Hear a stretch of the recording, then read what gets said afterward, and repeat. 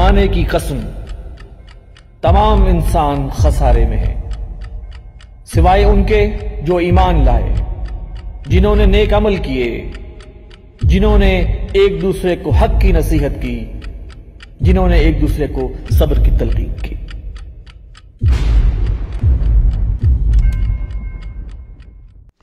وَمِنَ النَّاسِ مَن يَشْتَرِي لَهْوَ الْحَدِيثِ لِيُضِلَّ عَن سَبِيلِ اللَّهِ بِغَيْرِ عِلْمٍ، لوگوں میں سے کچھ ایسے بھی ہیں کہ جو کھیل کی باتیں خریدتے ہیں، کھیل کود، اور تاکہ لوگوں کی توجہ ادھر ہو جائے۔ اور یہ باقاعدہ کیا ہے نضر بن حارث جو رؤسائے قریش میں سے تھا، اور اس شخص کا معاملہ یہ تھا کہ یہ حضور کے شدید ترین مخالفین میں سے تھا۔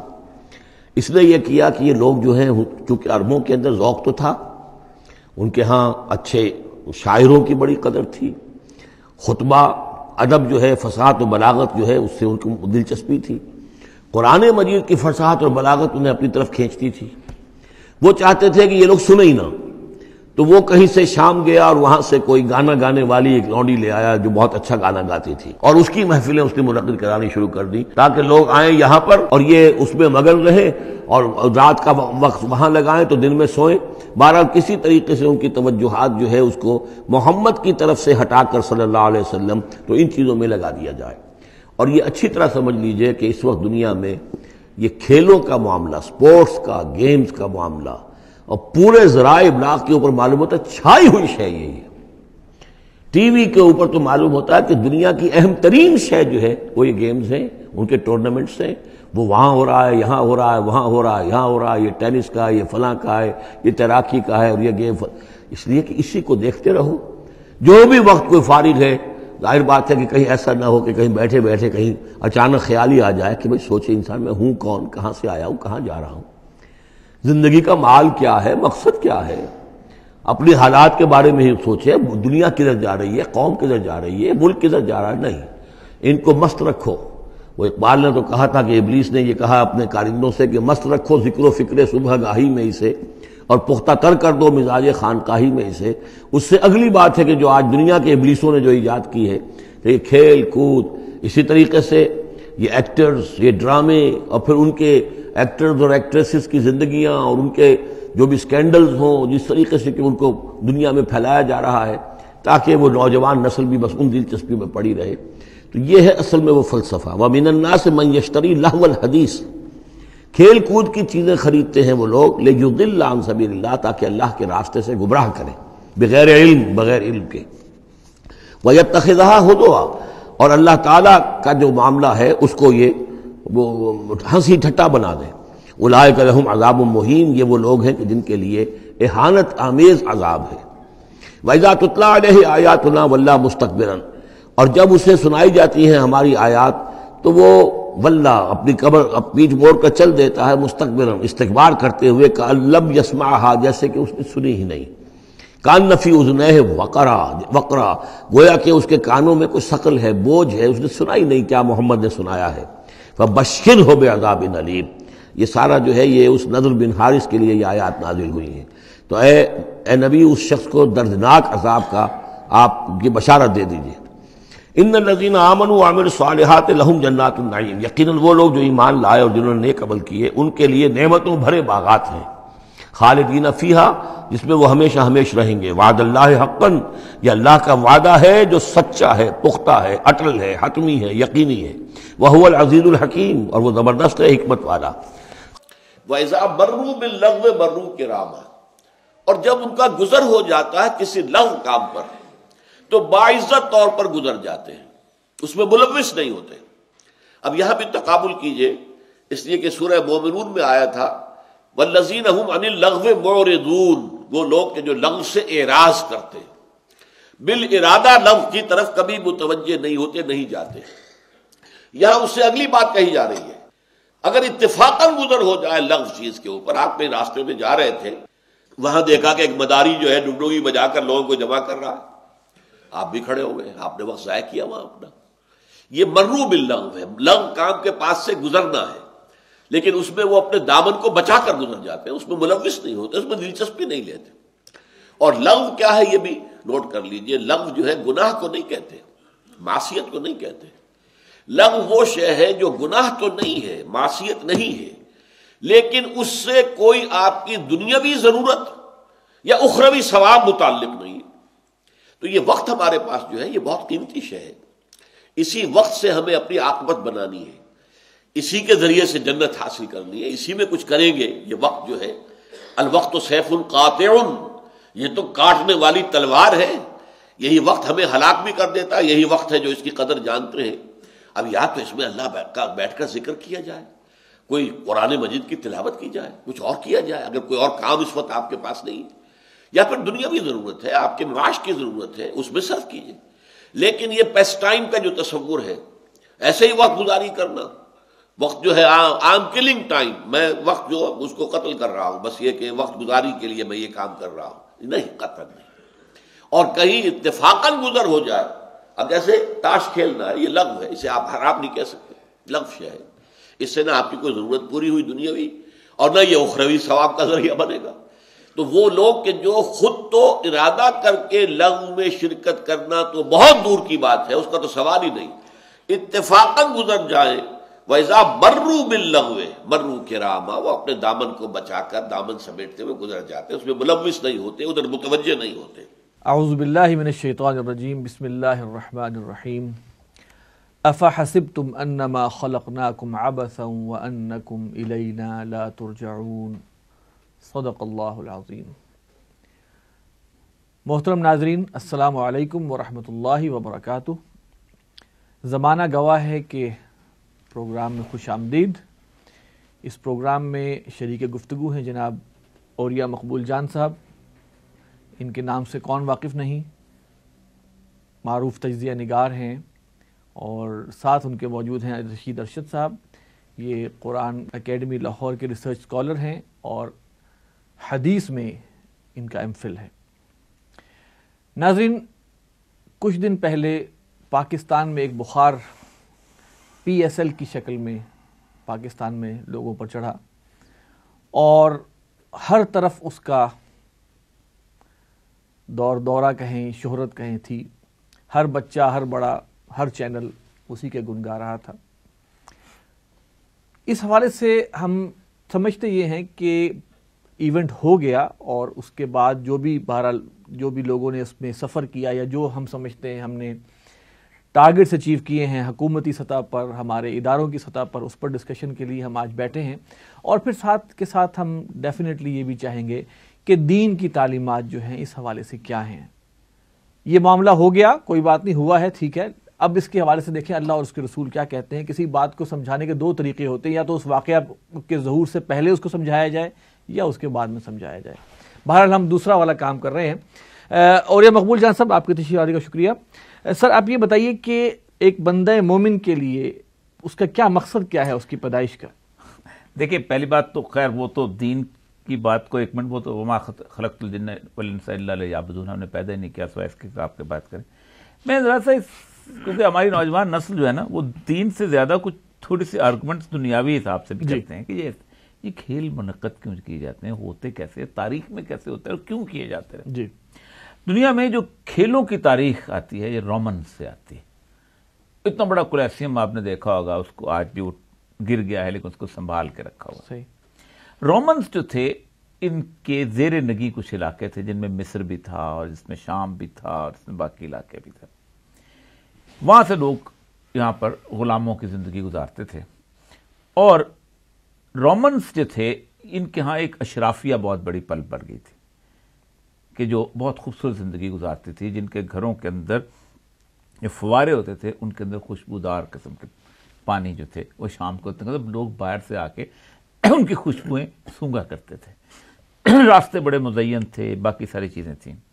عام آدمی جو ہے وہ خالصتاً غربت اور افلاس میں پڑا ہوا تھا۔ اس کے ایک واقعہ بڑا مزدار آتا ہے کہ سلا ایک ان کا بادشاہ تھا، تو ٹریبیون ان کے ہوتے تھے جن کو کہتے تھے کہ ڈپٹی کمشنرز، جیسے ہمارے ہاں ڈپٹی کمشنر یا کمشنر ہوتے ہیں۔ نیل چونکہ ان کے ماتحت تھا، مصر ماتحت تھا، تو نیل کے سائل سے دو چیزیں آیا کرتی تھیں، ایک گندم آتی تھی جس سے لوگوں کو دیا جاتا، اور ایک اس کی جگہ آتی تھی ریت۔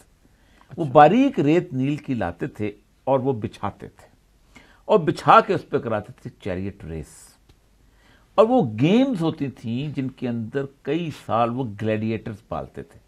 گلیڈیٹر جو تھے یہ بیسیکلی وہ غلام ہوتے تھے جو ذرا سا کثرتی جسم کے ہوتے تھے, اور اس کے ساتھ ساتھ وہ کنڈیمڈ پرزن, مثلا کسی کو پھانسی ہونی ہے لیکن اس کا جسم اچھا ہے تو اس کو پال پول لیا.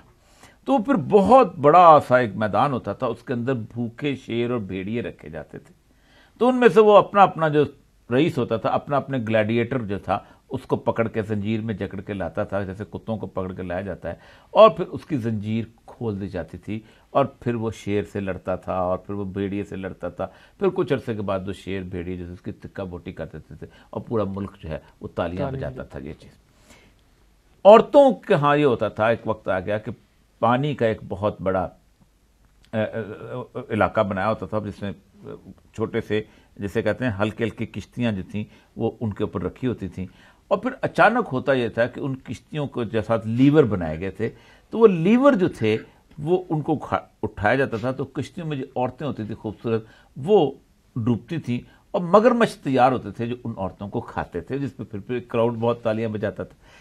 تو صلح کے زمانے میں لوگوں کو قحط آ گیا, اور گندم جو تھی وہ بہت کم ہو گئی, اور کچھ لوگوں کو ملتی تھی, باقی لوگ جو تھے غربت افلا, کوئی ملان چلے جانے کا کچھ. تو اس نے ٹریبیون نے کہا کہ تیار ہیں جہاز وہاں سے آنے کے لیے, آپ مجھے بتائیے کہ میں ریت منگواؤں یا میں گندم منگواؤں. تو صلح کا آرڈر ہے کہ ریت منگواؤ, اس لیے کہ ہم ان کو 3-4 دن کے لیے جب محو رکھیں گے تو وہ مدتوں اپنی غربت اور بھوک اور قحط کو بھول جائیں گے, وہ اس علاقے کے اندر رہیں گے. یہ وہ بیسک سٹائل تھا گورننس کا کہ جس کو آگے اڈاپٹ کیا گیا, جس کے اوپر میکاویلی نے اتنی بڑی کتاب پرنس لکھی ہے.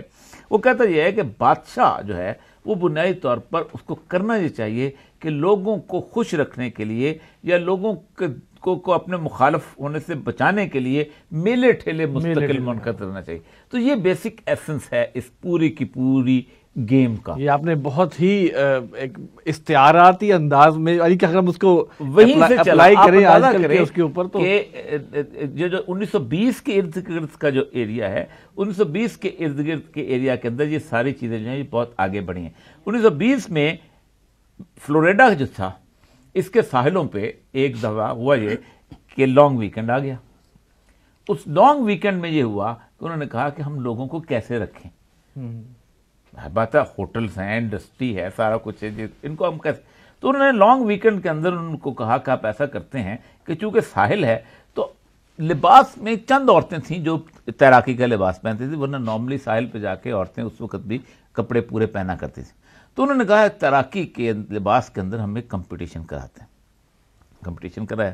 کمپٹیشن کرانے کے بعد سناروں نے مل کے ایک سونے کا تاج اس کے سر پہ رکھا, اس نے کہا کہ یہ مس ورلڈ ہے, اگلے سال کا دوبارہ ملیں گے. اس کو ایونٹ بنانا تھا.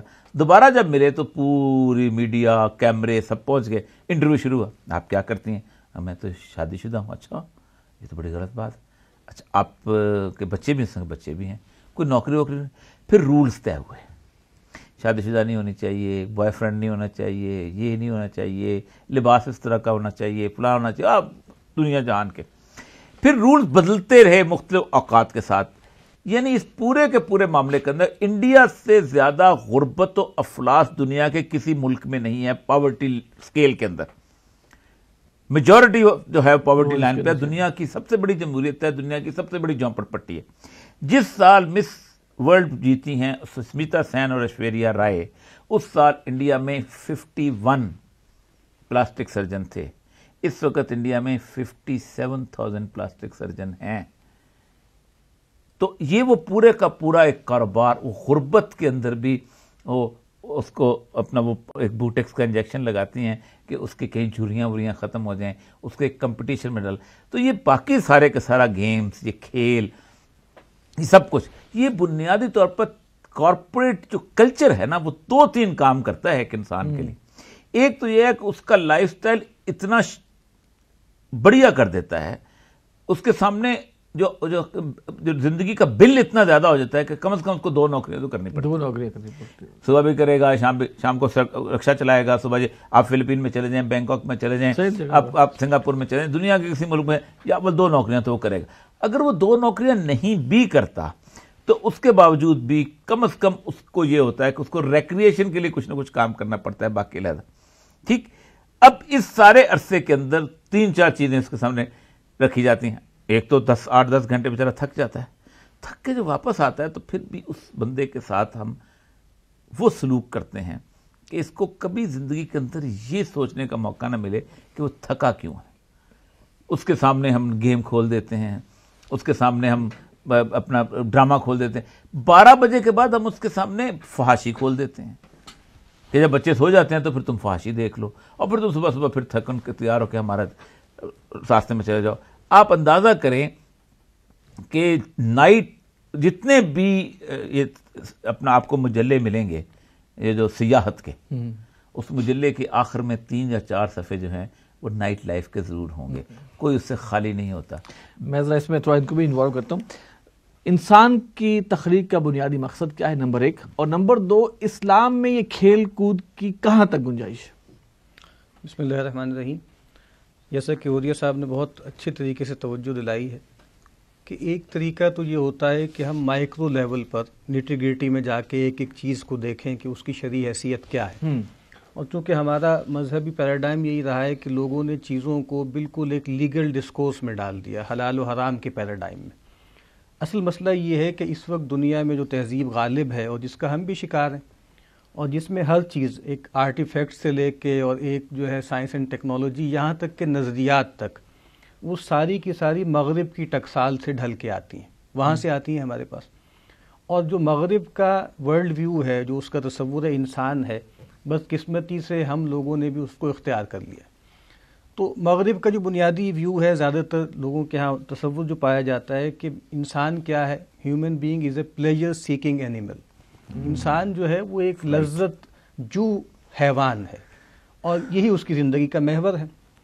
اب ظاہر بات ہے یہ چیز ہمارے تصورات سے ٹکراتی ہے.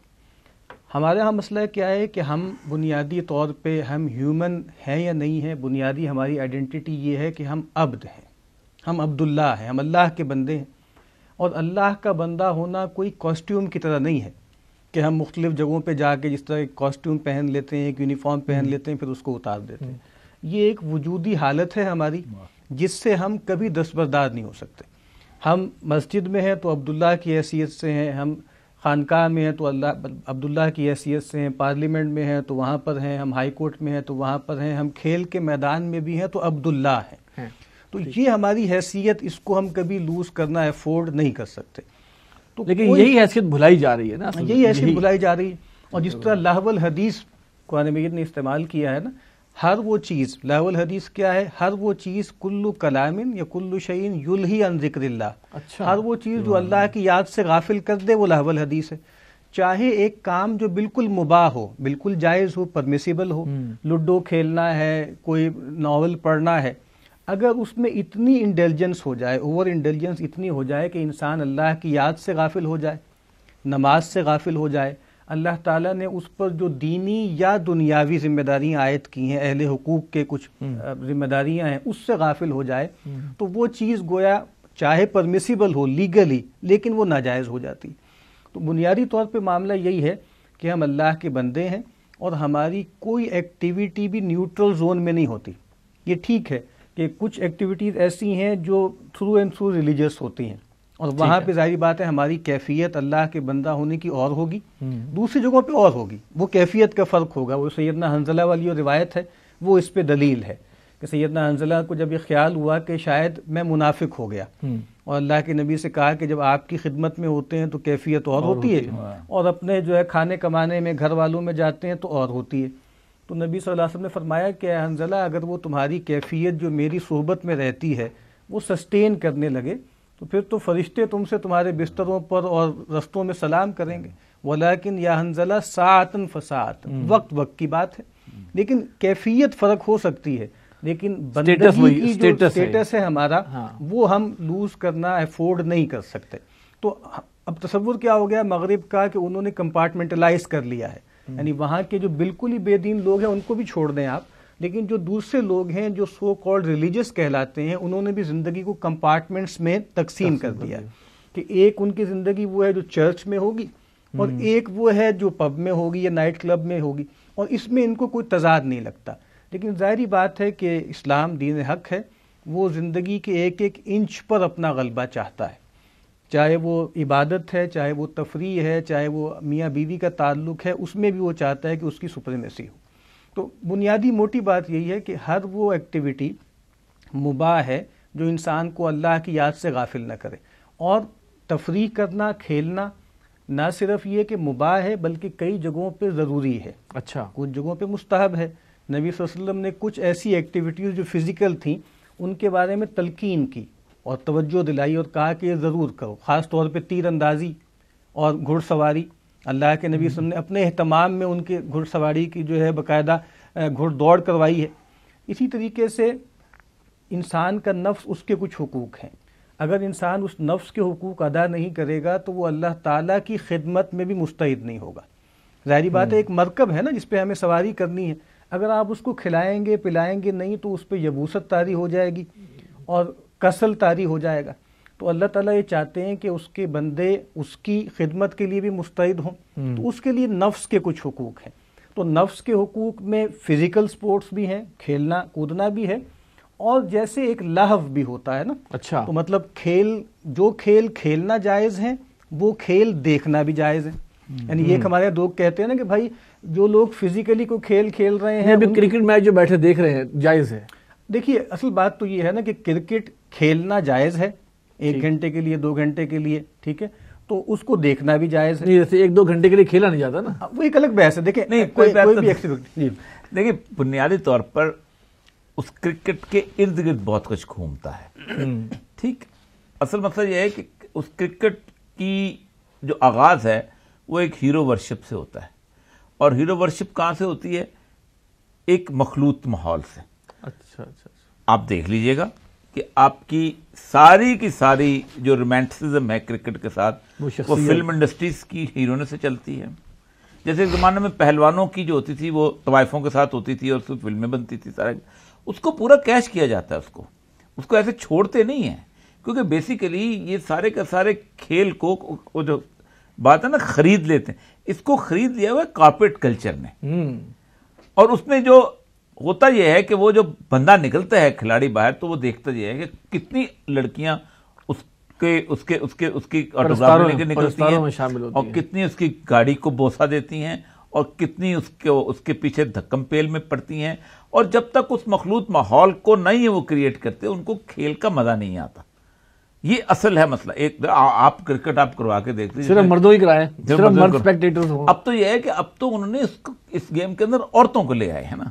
اب تو دیکھیں ایک تلذذ کا ایک اور راستہ انہوں نے اختیار کر لیا کہ آپ اس خاتون کو اور اس کے اوپر ایک انتہائی، میں نے اس کے اوپر بہت شدید پروگرام کیا تھا اور اس کے اوپر بڑی شور مچا تھا.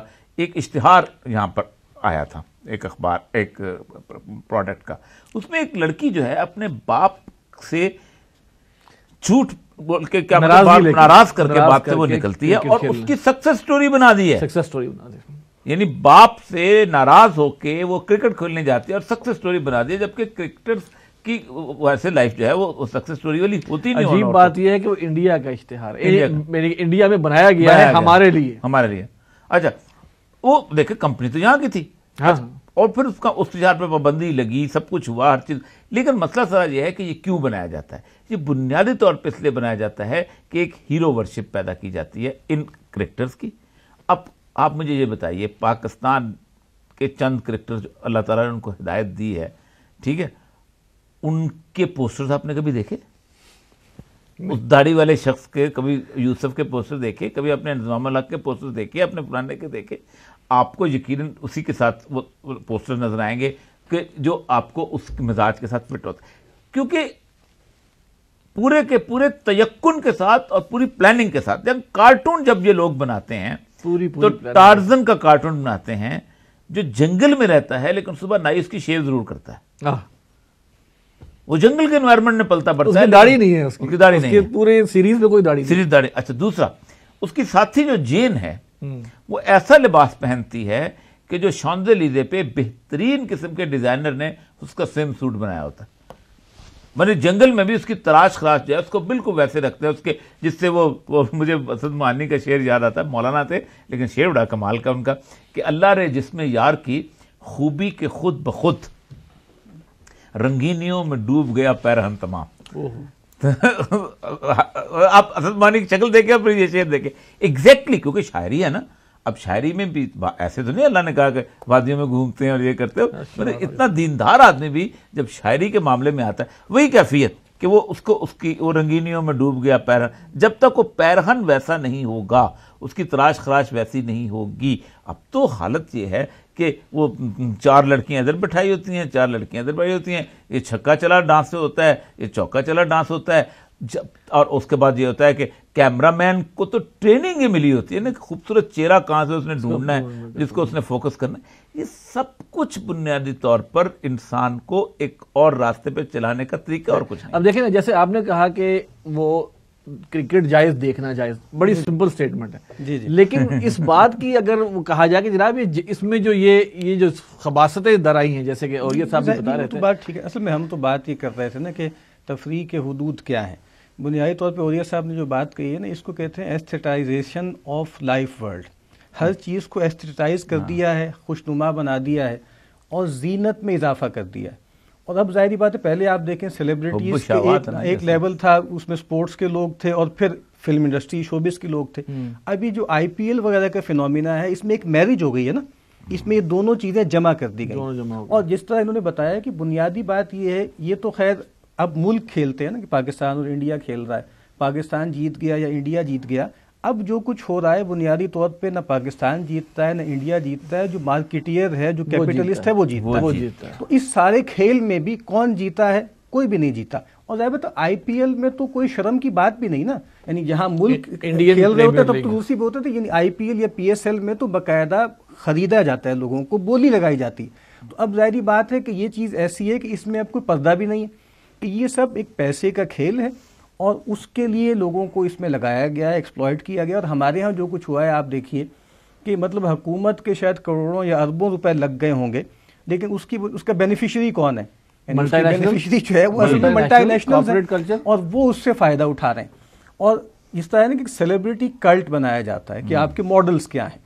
یعنی ایک کتاب چھپی تھی، اس کا نام تھا ایمپائر آف ایلوژن، کرس ہیجز کی کتاب ہے، بہت مشہور۔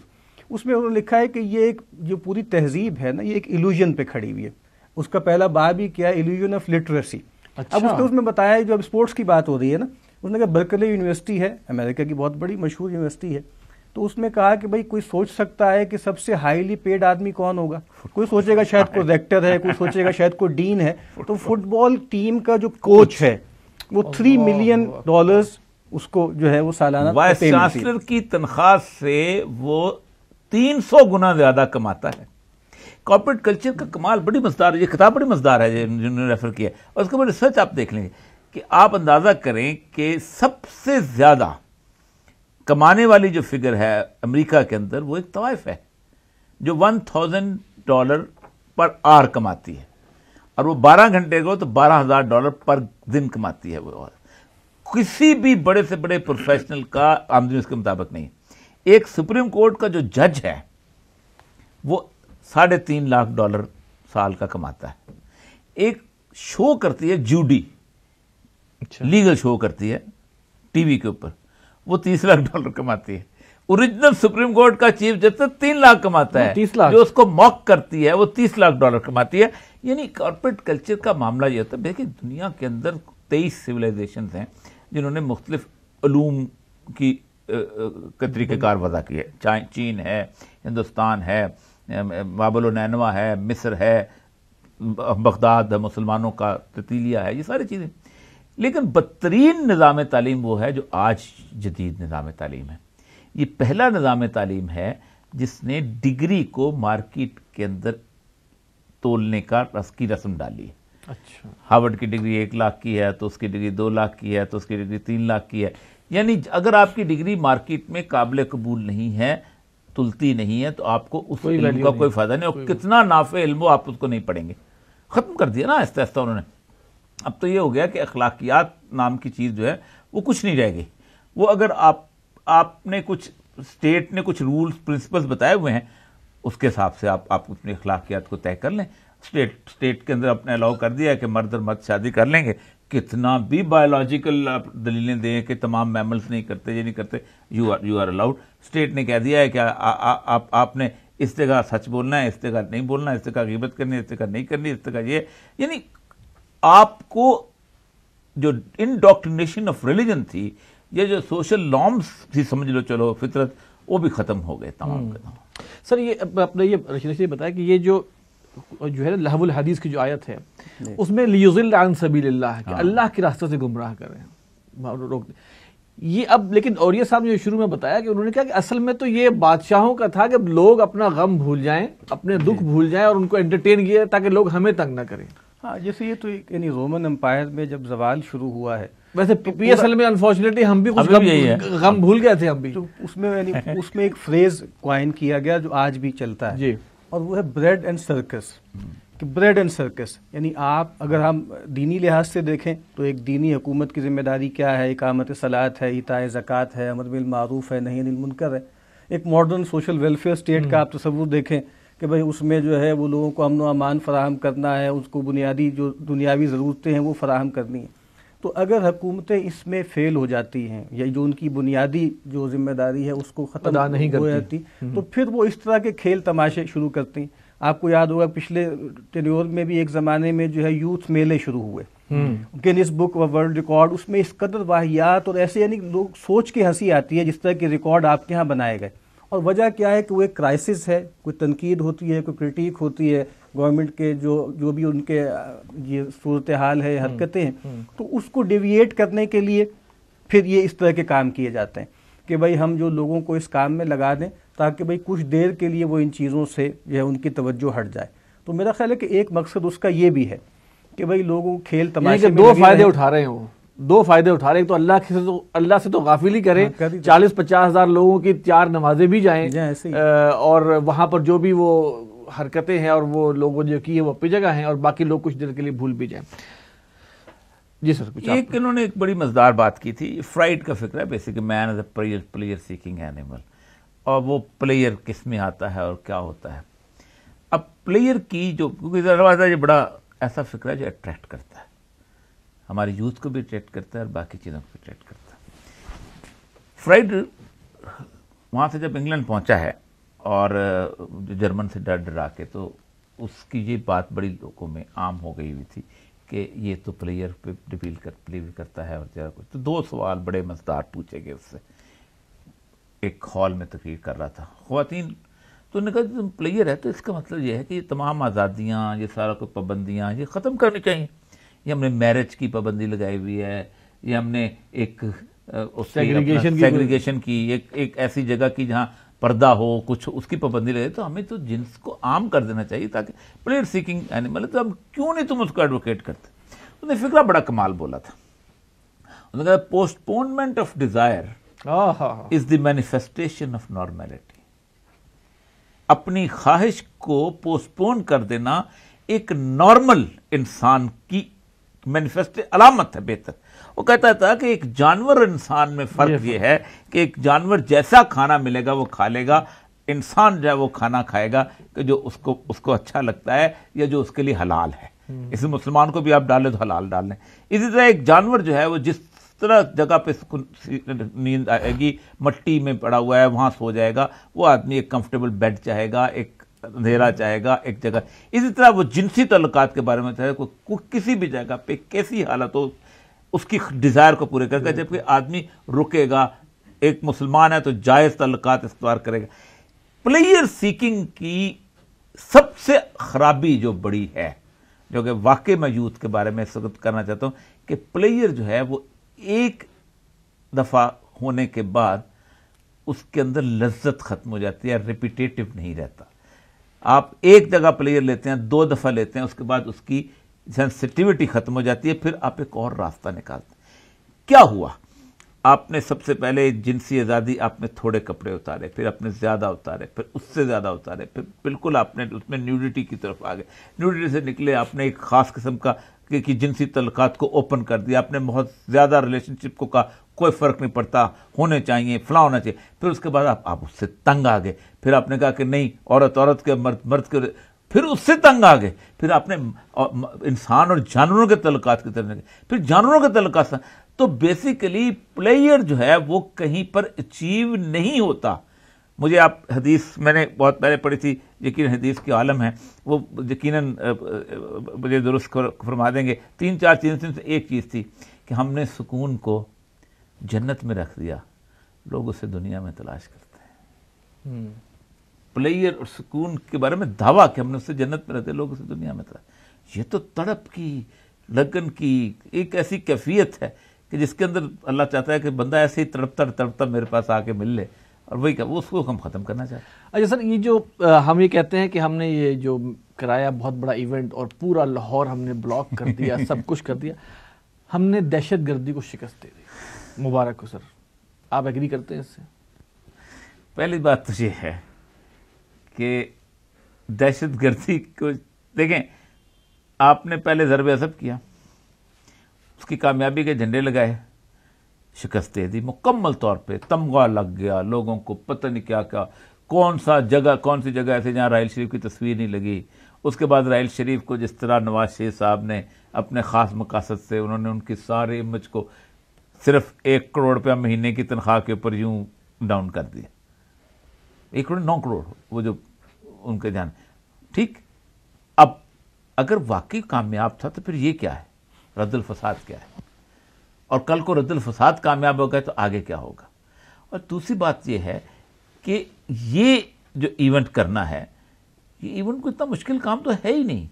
تو عمران خان نے کہا تھا نا کہ کرفیو لگا کے تو آپ عراق میں بھی کر سکتے ہیں، کہیں بھی کیا جا سکتا ہے، کہیں بھی کیا جا سکتا ہے. مسئلہ سارا یہ ہے کہ کیا آپ ثابت کیا کرنا چاہتے ہیں کہ اس پاکستان کے اندر، باقی تمام دنیا کے اندر سارے کا سارا یہ دہشت گردی اور سب کچھ ختم ہو گیا. اور دہشت گردی کی جو وجوہات تو آپ خود کریٹ کرتے ہیں اس کے اندر. وہ جو شوکت صدیقی صاحب کا بڑا کمال فیصلہ ہے، انہوں نے کہا کہ یہ بیسیکلی یہ دہشت گردی، لبرلزم زیادہ بڑی دہشت گردی. 10 سال تک ہم نے لوگوں کو راتوں کی نیندیں حرام کی ہیں. وہ یہ جب پڑھتے تھے دیکھتے تھے کہ یہ کیا ہو رہا ہے میرے دین کے ساتھ، یہ کیا ہو رہا ہے میری رسول اللہ کی عزت و ناموس کے ساتھ، یہ کیا ہو رہا ہے. اس غصے کے اندر کچھ بھی کر سکتے ہیں. اور مسلمان کے بارے میں تو آپ سوچیں کہ باپ کی عزت سے زیادہ رسول اللہ علیہ وسلم کی عزت ہے، اور باپ کو روز گالی پڑتی ہے، اور آپ کیسے، اور اس کو کوئی روکنے کی کوشش نہیں کرتا. بس ٹھیک ہے. دہشت گردی کے سر جو یعنی کہ ہدف جو ہے، ہم یہ سمجھتے ہیں کہ شاید اتنی سیکیورٹی کر کے ہم نے ثابت کر دیا کہ بھئی واقعی پرابلم ہے ہمارے ہاں، اور اس حد تک ایکشن لیے بغیر ہم کر نہیں سکتے کچھ بھی. دیکھیں، سب سے بڑی بات یہ ہے کہ آپ نے میں تو سمجھتا ہوں نہ دہشت گردی تھی آپ کا چیلنج جی، نہ آپ کا چیلنج یہ تھا کہ آپ نے لاہور شہر کے اندر یہ کرا کے دکھانا تھا ایڈمنسٹریشن. کوئی مسئلہ نہیں تھا. آپ کے پاس جتنی فورسز ہیں لاہور شہر کے قذافی اسٹیڈیم کے اندر، ایک بندہ آپ اٹھا کے لیں، آپ کچھ بھی نہیں کر، ایئر فیلڈ کو آپ کور کر دیں. میں ساری زندگی 31 سال ایڈمنسٹریشن میں کام ہی یہی کیا ہے. سبھی میلہ میں نے 2 سال کرایا، اس وقت بھی صورتحال یہ تھی، کراتے تھے ہم لوگ. کوئی بیسیکلی یہ تھی کہ آپ نے ایک مافیا آف جو جوا بازوں کا، ان کو آپ نے پروٹیکٹ کرنا تھا. اب اتنے شیر کے بچے تھے تو پورے کے پورے میچ پاکستان میں کراتے، یعنی آپ سارے میچ تو دبئی میں ہوئے ہیں. اور پھر سب سے بڑی بات یہ ہے کہ پاکستان میں ایک میچ آپ کر کے دکھا کے کیا کرنا چاہتے ہیں کہ آپ پرماننٹ اس کے اندر سیکورٹی کے اندر زون کے اندر آگے ہوئے. ایسا نہیں ہے. آپ جہاں جہاں سے نکلے ہیں وہاں وہاں آپ کی پریزنس موجود ہے. پولیٹیکل سائنس کا پرنسپل کہتا ہے کہ بہترین ریاست وہ ہوتی ہے جہاں اسٹیٹ بیکم انویزیبل. سپاہی نہ کھڑے ہوں، لوگ اشارہ کراس نہ کریں، سپاہی نہ کھڑے ہوں، لوگ جرم نہ کریں. یہ ہے بیسک ایسنس جو ہے. اور یہ صرف اور صرف اس پورے علاقے کے اندر 1996 میں طالبان نے اچیو کیا تھا. 7 سپاہی ہوتے تھے ہر شہر کے اندر، صرف وہ بھی ٹریفک کے اوپر. اسپین بلدک جیسی جگہ جہاں اربوں کا سامان پڑا ہوتا تھا، 6 سپاہی میں نے خود اپنی آنکھوں سے دیکھا، کچھ نہیں ہوتا تھا. یہ اچیو اس وقت ہوتا ہے کہ جب آپ جسٹس پریویل کرتے ہیں، سب وہ آپ کر نہیں سکتے. دہشت گردی کو ختم کرنے کے حوالے سے دین یعنی کہ ہم دینی لحاظ سے کیا سمجھتے ہیں کہ کیا اقدامات لینے چاہیے کہ دہشت گردی کا کچھ ہم خاتمہ کر سکیں؟ دیکھیے بات یہ ہے کہ ایک تو ظاہر بات ہے کچھ اس کے جوابات ایسے ہیں کہ جو جیسے کلیشے بن چکا ہے نا کہ بھئی جیسے جس مقصد کے لیے ہم نے اس ملک کو حاصل کیا تھا اور جو خواب لوگوں کو دکھائے گئے تھے اور کہا گیا تھا کہ ہم یہاں پہ دین کا بول بالا کریں گے یا اسلام کا جیسے ایک لائٹ ہاؤس قائم کریں گے، اس طرف ہم گئے نہیں، اور اس کی وجہ سے ظاہری بات ہے کہ بہت سے لوگ پھر مختلف طریقوں سے انہوں نے دین کو پھیلانے کی، نافذ کرنے کی کوشش کی، اور اس میں بہت سے لوگ پولیٹیکل جو ہے کھیل کا حصہ بن گئے. صحیح. تو اس کی وجہ سے ڈس ایلوژنڈ ہوئے بہت سے لوگ. انہوں نے کہا کہ انہوں نے بیٹریل کیا ہے، اور انہوں نے کہا کہ بھائی ملیٹنسی اس کا حل ہے. یعنی ایک تو ریئیکشنری ہے، ظاہری بات ہے، کچھ بہت سے لوگوں پہ زیادتی کی گئی، ظلم کیا گیا، اور بہت سے لوگ واقعتاً مظلوم تھے، لیکن مظلوم بننے کے بعد ان میں سے کچھ جو ہے وہ خود ظالم بن گئے، اور پھر دو ظالموں کا مقابلہ ہو گیا. اور کچھ لوگوں کے ہاں یہ خیال بھی پیدا ہوا کہ بھائی لگتا یہ ہے کہ دین کے غلبے کے حوالے سے بھی شاید ہمیں ملیٹنسی کی طرف جانا پڑے گا اور کوئی حل نہیں. لال مسجد کا ماڈل بھی اس میں آیا، اس میں بہت سی ظاہر بات ایجنسیوں کا ہاتھ بھی تھا. تو ایک معاملہ تو یہی ہے کہ ہم جس طرح اور یہ صاحب نے کہا کہ عدل فراہم کریں. ظاہری بات یہ عدل فراہم کرنا یہ ایک بنیادی ذمہ داری ہے. قرآن مجید نے بھی یہ بات کہی ہے، اللہ کے نبی صلی اللہ علیہ وسلم نے فرمایا کہ امرت لیعدل بینکم، کہ جب عدل نہیں ہوگا تو فرسٹریشن پیدا ہوگی، اور فرسٹریشن پیدا ہوگی تو اس کے بہت سے معاملات طے ہوں گے. دوسری بات یہ ہے کہ چونکہ اب کوئی بھی چیز لوکل نہیں ہے نا، گلوبل ہے. ہمارے ہاں ہم نے جو کچھ کیا وہ ہم نے اپنی ذاتی انڈیجنس سوچ سے نہیں کیا، عام طور پہ انٹرنیشنل پاورز کے دباؤ کی وجہ سے کیا ہے.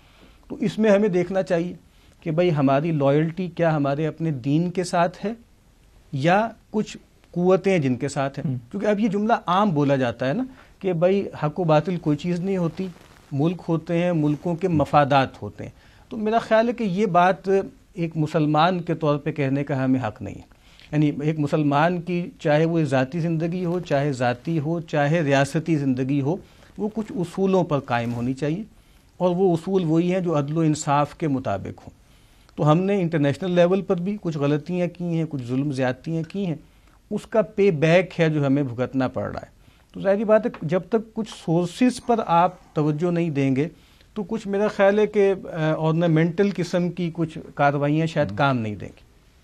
اور یہ سب آپ اس حوالے سے بتائیں کہ دہشت گردی کو جو ہم ظاہری بات اسی گفتگو میں آیا، چونکہ یہاں پہ بھی واقعات دہشت گردی کے کچھ ہو گئے تھے جب سے آئی پی ایل اپنا یہ پی ایس ایل لاہور میں کرانے کی بات ہو رہی تھی. تو دہشت گردی کو کے قلع قمع کے لیے آپ کیا دیکھیں، پہلی بات تو یہ ہے کہ ایک بڑا آج کا لفظ ہے کاؤنٹر نیریٹو کا، بڑا شاندار، کہ آپ اپنا ایک بیانیہ دیں. اور بیانیہ کس کے خلاف دیں؟ مذہب کے خلاف اپنا ایک بیانیہ دیں. ہمارے ایک بزرگ ہیں جاوید غامدی صاحب، وہ انہوں نے ایک کاؤنٹر نیریٹو جو ہے بتایا بھی کہ یہ ہونا چاہیے، اور وہ انہوں نے سارا ملبہ اس پہ ڈال دیا مدرسوں کے اوپر اور پھر اس طرح کی چیز. بنیادی طور پر ہوا یہ ہے کہ ویسٹ نے 9/11 کے بعد ایک بیانیہ دیا ہے آپ کو. وہ بیانیہ یہ ہے کہ اس دنیا کے اندر کسی بھی ملک نے اگر زندہ رہنا ہے تو فالوئنگ ویلیوز کے مطابق زندہ رہنا ہے.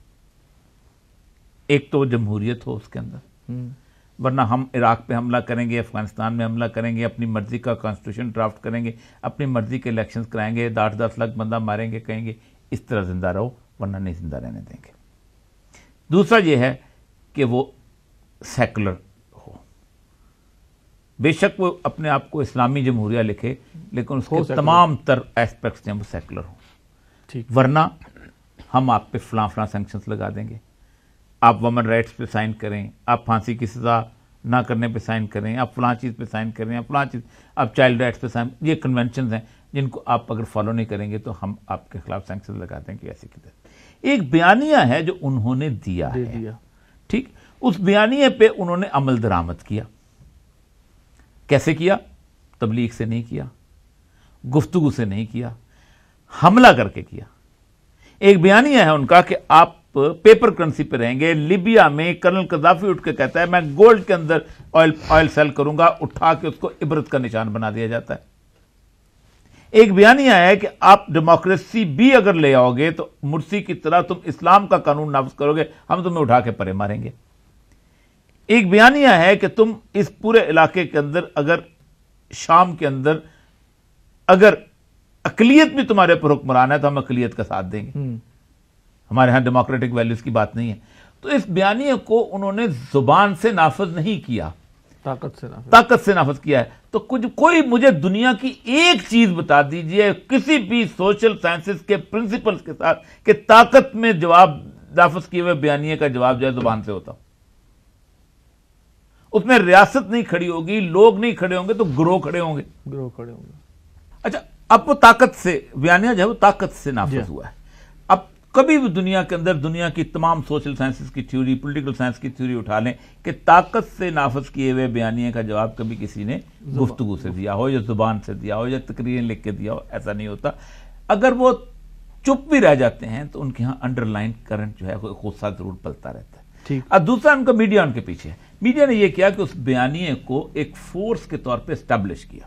مثلا آپ کی پوری کی پوری جنگ عراق وار ہے یا افغانستان کی وار ہے، یہ ایک شاندار ہالی ووڈ فلم کی طرح ہے۔ آپ بیٹھے ہوئے ہیں، سامنے عراق کا علاقہ ہے، اس کے اندر ایک 8-10 منزلہ عمارت ہے، اچانک جہاز اڑتے ہیں، ایک میزائل جو ہے آتا ہے اس عمارت پہ گرتا ہے، آپ اس طاقت کو انجوائے کرتے ہیں۔ آپ کے دماغ میں ایک سیکنڈ کے لیے بھی یہ خیال نہیں آتا کہ اس کے اندر کچھ 4-5 ہزار بچے ہوں گے، کچھ عورتیں ہوں گے، کچھ اور لوگ ہوں گے، وہ مر گئے بیچارے، آپ تصور نہیں کرتے۔ آپ کے نزدیک ایسے ہی ہے کہ فلم دیکھ رہے ہیں، صبح سویرے اٹھ کے سامنے چلنا شروع ہو جائیں گے، یہ کوئی رچرڈ برٹن ہے یا الزبتھ ٹیلر ہے جو اس کے اندر بیٹھے ہوئے ہوں گے، ظاہر بات۔ تو یہ جو چیز ہے اس نے اس کو میگنیفائی کر کے دکھایا، ٹھیک، وہ ایک اپنا خوف اور مائٹ پیدا کیا۔ اس کے مقابلے پہ جن لوگوں نے اپنے 10-10 بچے اٹھائے تھے، ان کی لاشیں اٹھائی تھیں، جنہوں نے اپنے گھر جلتے ہوئے دیکھے تھے، وہ ایک نیچرل انسان کا ہیومن ایسپیکٹ ہے۔ ریونج کے بارے میں کہا جاتا ہے یہ سائیکولوجیکل ایسپیکٹ ہے، ایک فیچر ہے ہیومن پرسنالٹی کا۔ یہ ناٹ اونلی ہیومن پرسنالٹی، یہ بلی بھی لیتی ہے، یہ شیر بھی لیتا ہے، یہ بندر بھی لیتا ہے، یہ بیل بھی لیتا ہے، سب لیتے ہیں۔ یہ ریونج ایسی چیز ہے کہ جو اس کے اندر اس کی جبلت میں شامل ہے۔ اب اس جبلت کو اگر آپ کہیں کہ یہ دہشت گردی ہے تو پہلے تو یہ کہو کہ اس بیانیے کو تو ختم کرو، تاکہ 9/11 کے پہلے کیا سارے مدرسے جو تھے وہ دہشت گرد پیدا کر رہے تھے؟ کیا 9/11 کے پہلے کیا سارے مدرسے جو تھے وہ جا کے لوگوں کو آگ لگا؟ نہیں ہو رہا تھا نا۔ اس کا مطلب یہ ہے کہ آپ نے ایک بیانیہ کو پر فورس نافذ کرنے کی کوشش کی، اس کے مقابلے پہ یہ بیانیہ آیا۔ اور اس کے اوپر ول ڈورینٹ کی ایک کتاب ہے بڑی مزدار، اس کی کتاب کا نام ہے ہیروز آف دا ہسٹری۔ وہ 2 مثالیں دیتا ہے بڑی کمال۔ وہ کہتا ہے جب بھی کسی بھی معاشرے کی اکثریت کی بنائی ہوئی اقدار کے مخالف اقلیت طاقت سے کوئی چیز نافذ کرنے کی کوشش کرتی ہے، وہ ریلیجس اقدار چھا جاتی ہیں۔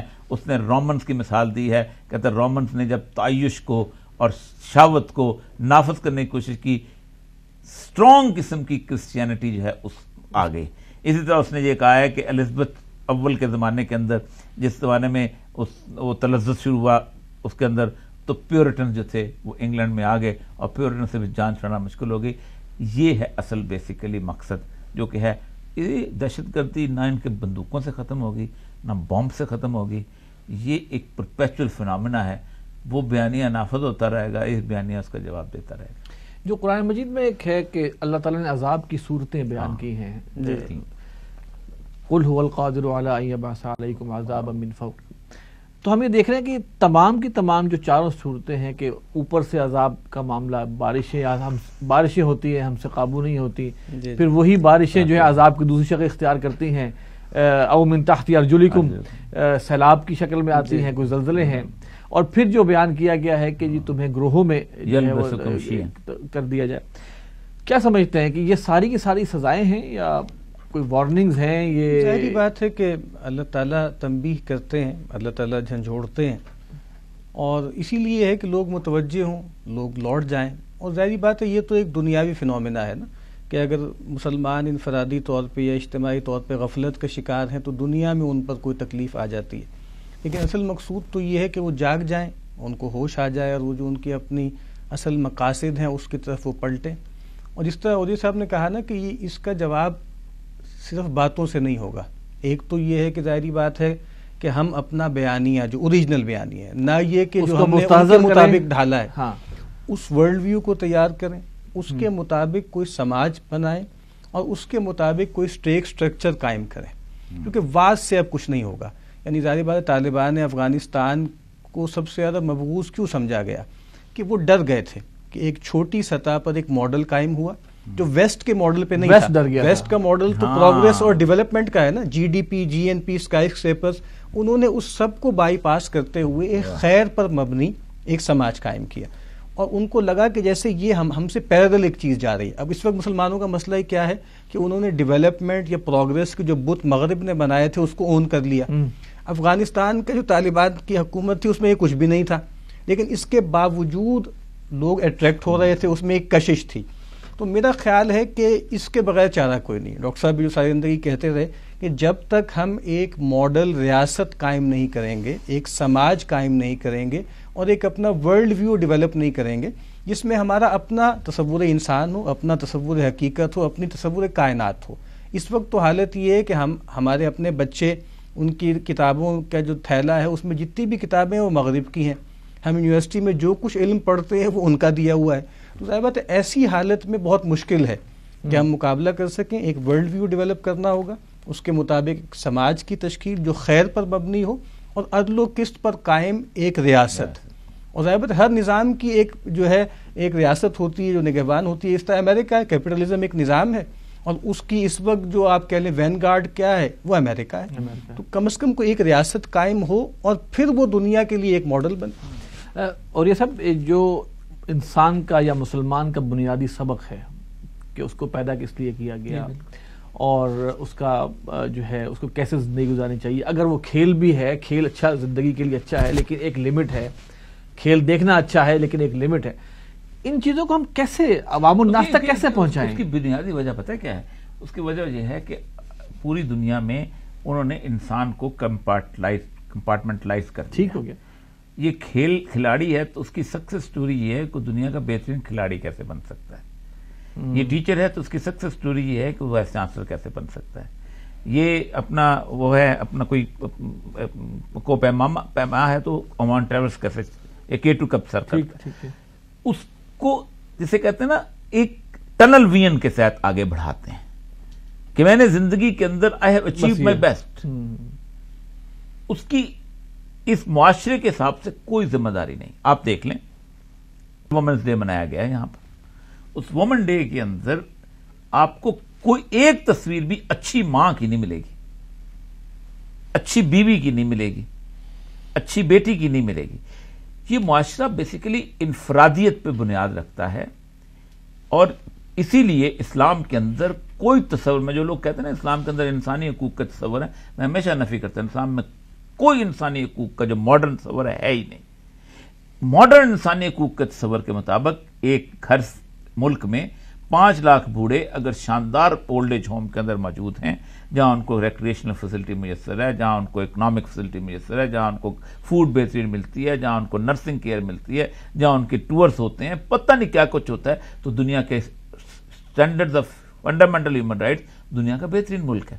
لیکن اللہ ان 5 لاکھ گھروں پہ لعنت بھیجتا ہے جہاں سے 5 لاکھ بوڑھے جو ہیں اولڈ ایج ہوم میں جاتے ہیں. اللہ جو ہے رشتے کے حساب سے حق ڈٹرمن کرتا ہے. ماں کا جو حق ہے، بیٹی کا جو حق ہے، بیوی کا جو حق ہے، بھائی کا جو حق ہے، باپ کا جو حق ہے، خاوند کا جو حق ہے. انسٹیٹیوشن آف فیملی کو توڑنا یہ بنیاد ہے ویسٹرن کلچر کی، اور انسٹیٹیوشن آف فیملی کو مضبوط کر کے اس کے حوالے سے معاشرے کو تخلیق کرنا یہ دونوں الٹ ہیں. بزنس ان کا بنیاد رکھتا ہے کمپٹیشن پہ، میرا بزنس بنیاد رکھتا ہے کوآپریشن پہ. میرا بزنس کہتا ہے کہ میرے بزنس ایتھکس کہتے ہیں کہ تمہاری اگر رزق مل جاتا ہے تو تم دکان کو اپنی بڑھا دو تاکہ باقی لوگ رزق کمائیں. وہ کہتا ہے نہیں، جب تک اس مچھلی والے کی 3 ٹن مچھلی نہیں بکتی اس کے بعد وہ نہیں جائے گا، وہ باقیوں کا رزق نہیں. میرے بزنس ماڈل کے اندر ہائپر سٹار نہیں ہے، میرے بزنس ماڈل کے اندر یہ بڑے بڑے کہتے ہیں وہ چیزیں نہیں ہیں جو کہتے ہیں مالز نہیں ہیں. وہ یہ حق ہی نہیں رہتا ہے اسلام کے 87% جو دنیا کا غلہ آپ ایک جگہ اکٹھا کر کے اس کو بیچنا شروع کرتے ہیں. آپ انڈیویجول لیول پہ یعنی آپ اندازہ کریں کہ اس سوکھ کے اندر پرائیویٹ پراپرٹی نہیں ہے، سرکاری ملکیت ہے سوکھ اسلام کا. ابو بکر صدیق اپنا مال لائیں گے، وہ یہاں آ کے بیچیں گے رضی اللہ تعالیٰ عنہ. عثمان بن غنی اپنا مال لائیں گے، وہ آ کے بیچیں گے، وہ چلے جائیں گے. یہ ہے تصور. بالکل الٹ ہے، ہماری تہذیب الٹ ہے، ہماری ٹرمنالوجی الٹ ہے. یہی مسئلہ ہے. لیکن سوال پھر وہی آ رہا ہے کہ سر اس بیانیے کو جو انہوں نے کہا، اس کو عوام الناس تک پہنچانا، اس کے لیے کیا موڈز اختیار کیے جائیں؟ پہلی بات تو یہ کیونکہ میڈیا تو اس کے خلاف جا رہا ہے. نہیں، میڈیا بھی اس کے خلاف جا رہا ہے، حکومت بھی اس کے خلاف جا رہی ہے. وہ نہیں چاہتے کہ ہمیں پتہ چلے، کوئی نہیں چاہتا. اور ڈیموکریسی کے ذریعے یہ آنے کا نہیں ہے. اگر آپ یہ سمجھتے ہیں کہ ڈیموکریسی کے ذریعے سے آئے گا تو یہ کسی طور پر بھی آپ کو نافذ نہیں ہونے دیں گے. یہ جب بھی آنا ہے ایک انقلاب کے ذریعے آنا ہے. ہم سے کمیونسٹ 1000 درجے بہتر اپنے نظریات پر ایمان والے تھے. انہوں نے 200 سال نفی کی ہے جمہوریت کی، نفی کی ہے کیپٹلزم کی. کوئی ان کو کہتا تھا یہ کیسے تم حکومت لے آؤ گے، آج ہمیں بھی کہتے ہیں کیسے حکومت لے آئے گا. انہوں نے کہا نہیں، ہم انقلاب لے کے آئیں گے. آج ہم انقلاب کے نام پہ آپ گفتگو کریں. ان کو شرپسند کہا گیا، ان کو کانٹراس گوریلا کہہ کے پورے لیٹن امریکہ میں مارا گیا، ان کو ویتنام میں قتل کیا گیا، ان کو چائنا میں کہاں نہیں ان کے خلاف. یہی اسی پاکستان کے اندر کتنے کیسز ان کے خلاف بنے. اتنا بھی اگر ایمان ہمارے اندر نہیں ہے تو ہمارے لیے شرم کی بات ہے. اور یہ مقبول جان صاحب آپ کی تشریح آنے کا شکریہ، رشید ارشد صاحب آپ کی تشریح آنے کا شکریہ. ناظرین، یہ تھا پروگرام جس کی اصل بنیاد تو ہم نے پروگرام کے شروع میں بیان کی تھی کہ جو کھیل اور کود اور اس کے اندر کیا اعتدال ہمارے دین ہمیں سکھاتا ہے، اسی کے حوالے سے ہم نے کچھ بات کی. اس میں مزید ہمارے سامنے جو چیزیں آئیں کہ اگر ہم کھیل اور کود ہی کو سمجھیں کہ اس کے ذریعے سے ہم دہشت گردی کو شکست دے سکتے ہیں تو شاید یہ اتنا مناسب نہیں ہے. دہشت گردی کو شکست دینا ہے تو اس کے لیے کچھ باتیں اور ہمیں اختیار کرنی پڑیں گی. پروگرام کا وقت ختم ہوا ہے. اگلے پروگرام تک کے لیے اجازت دیجیے اور اپنی آراء سے ہمیں ضرور آگاہ کیجیے گا. ہمارا ای میل ایڈریس ہے media@tanzeem.org. اگلے پروگرام تک کے لیے اجازت دیجیے. السلام علیکم ورحمۃ اللہ وبرکاتہ.